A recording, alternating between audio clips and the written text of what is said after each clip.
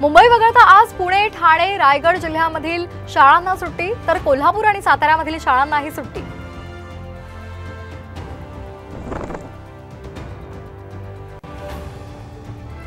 कोल्हापूर शहरामध्ये शिरला पुराचा पाणी, पंचगंगा नदी धोक्याच्या पातळीवर, तर सांगलीमध्ये वारणा नदीला पूर।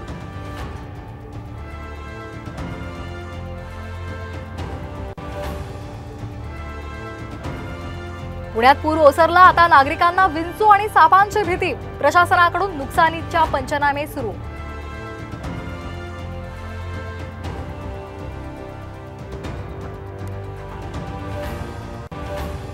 सांगलीमध्ये कृष्णा नदीच्या पुरात स्टंटबाजी अंगलट, वाहून जाणाऱ्या तरुणांना वाचवलं।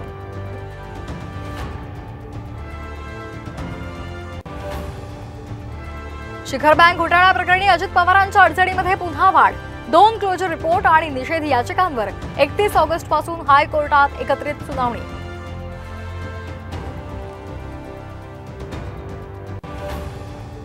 विधानसभा अध्यक्षांच्या निर्णयाविरोधात शिंदे गटाची पुन्हा हायकोर्टात धाव, ठाकरे गटाच्या आमदारांना अपात्र ठरवण्याची मागणी।